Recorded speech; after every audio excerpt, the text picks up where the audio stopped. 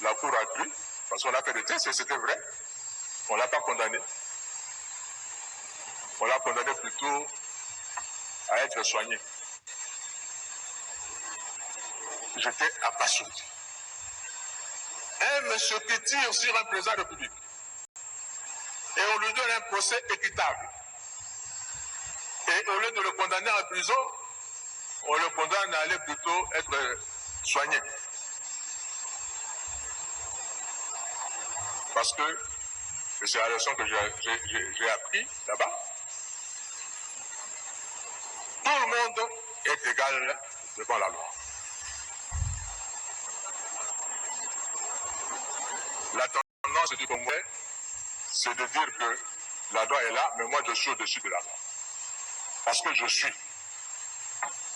Nous devons léguer à nos pays, à nos enfants, un État responsable où tout le monde est égal devant la loi. Nous devons léguer à nos enfants un pays où l'on circule librement. Quand je parle de circuler librement, je vois le transport, pas seulement de la ville, mais surtout de routes interprovinciales,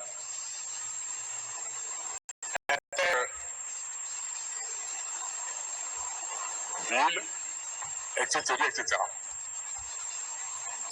J'étais dans une rencontre à Nairobi, une rencontre de l'église. Je vous assure qu'il y a des gens qui nous aiment. Parce que j'ai assisté à la prière de gens qui priaient pour mon pays, j'ai eu de larmes aux yeux. Et ils ont prié pour le Congo, pourquoi? Parce que on a appelé, c'est une rencontre de l'église. Et moi je suis de l'église. On a appelé des experts, qui ne sont pas de l'église, pour nous parler de l'Afrique. Et on a pris un secteur, le transport. Quand vous prenez votre véhicule en Afrique du Sud, vous allez traverser tout le pays du Sud, vous montez vers le Nord. Vous allez traverser ce pays par route. Et tout s'arrête en République démocratique du Congo. Quand vous entrez au Congo, il n'y a plus de route.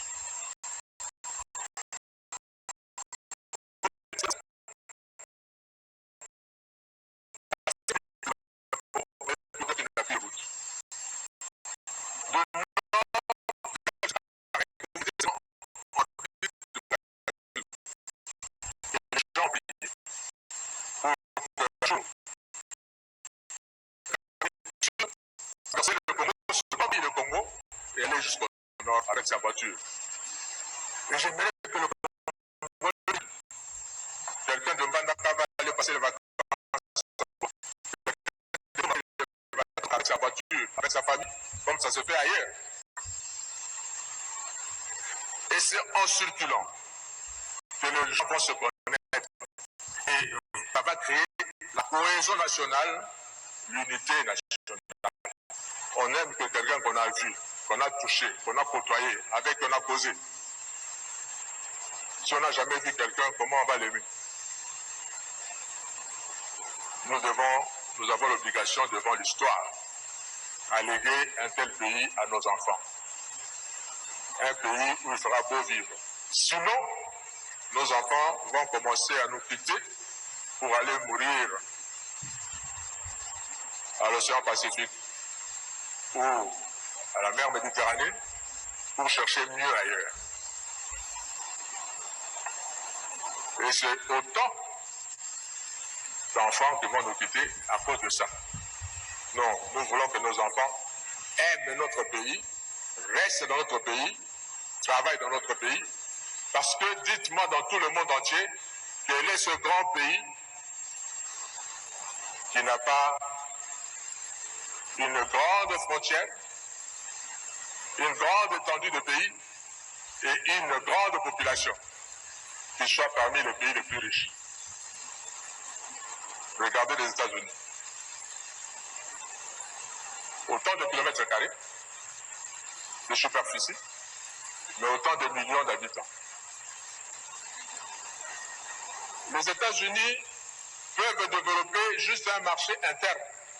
Ils vont vivre avec ça. Parce qu'ils sont nombreux. Il suffirait que Michael Jackson, qui est mort, sorte un disque. Et aux États-Unis, ils sont à plus de 250 millions d'habitants. S'ils vendaient le disque à $1 seulement, et que 100 millions d'Américains achètent, ou 40 millions d'Américains achètent, il a 40 millions.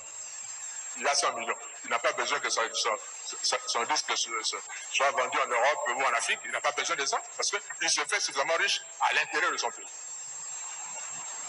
Les McDonald's, ils ont commencé à être riches chez eux, avant de conquérir le monde. Nous devons être grands. Dieu nous a donné la superficie qu'il faut. Et nous devons avoir une population jeune, qui travaille, qui aime le pays et que nous utilisons nous-mêmes ici.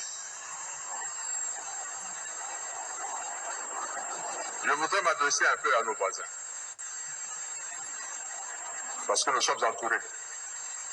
Même si le Congo nous appartient, Dieu nous a donné une mission pour l'Afrique.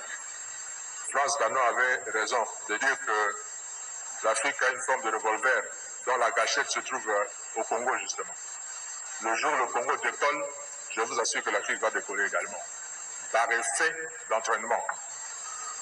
Si vous allez aux États-Unis, le pays comme le Mexique, le Canada, ont décollé parce que les États-Unis ont décollé.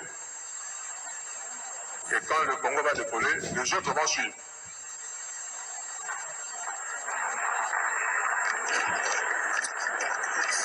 Et ces voisins, je vous dis nos voisins, Dieu vous a donné votre terre.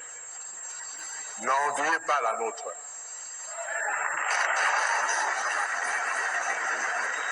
Travaillez chez vous. Je prends la petite Suisse en Europe.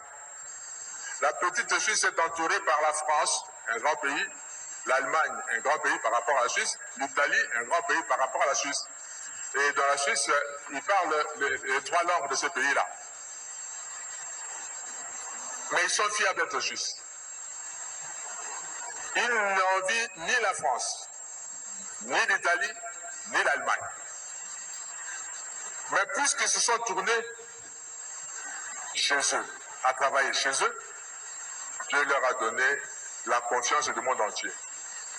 Tout le monde entier a gardé son argent en Suisse. Et la Suisse vit de ses banques.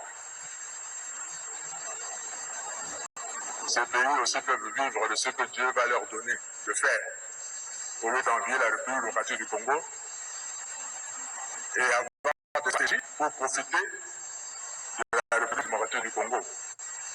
Surtout, ne prenez pas 1 centimètre de la République démocratique du Congo. Parce que le Congo ne sera pas toujours faible comme il est maintenant. Il va se réveiller un jour. J'étais étudiant également en France. Et Dieu a fait que je vive dans la ville de Strasbourg pendant 5 ans. Et Strasbourg fait partie de la grande région qu'on appelle Alsace. Et les Alsaciens parlent un dialecte germanique, c'est-à-dire qu'ils ressemblent plus à l'allemand qu'en français. Vous avez beaucoup d'Alsaciens qui ne savent même pas parler français correctement, comme vous l'êtes dans leur village. Là. Ils parlent plutôt allemand. Et là où je vivais, je louais. Mon bailleur me disait un jour, Monsieur Kofo, mes parents sont nés ici à Strasbourg, ont grandi à Strasbourg. Moi, je suis né à Strasbourg, j'ai grandi à Strasbourg. Et tout en vivant à Strasbourg, j'ai été 2 fois citoyen allemand et je suis redevenu 2 fois citoyen français. Je me dis comment? Parce que lors de la Première Guerre mondiale, 14-18, l'Allemagne a envahi la France et a récupéré, selon l'Allemagne, son droit sur l'Alsace qui appartenait, historiquement, parce qu'ils parlent la même langue. On a récupéré ça. La guerre de 18 se termine, les Allemands perdent la guerre. la France récupère son territoire. On arrive à la guerre de 40-45, pareil. L'Allemagne envahit la France et récupère l'Alsace. En 1945, l'Allemagne perd la guerre, la France récupère sa terre.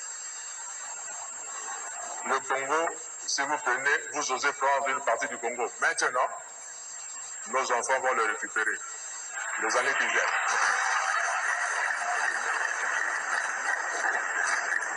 Alors, soyons plutôt de bons voisins et ne mettez pas de conflit entre nous.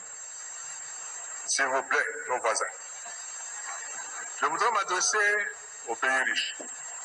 Je suis content que les ambassadeurs sont nombreux. Enfin, s'il vous plaît, soyez nos porte-parole auprès de vos pays respectifs. Vous avez la technologie. Nous n'avons pas la technologie. Vous êtes riches. Nous sommes pauvres. Aidez-nous à développer notre pays. Vous en tirerez toujours les dividendes.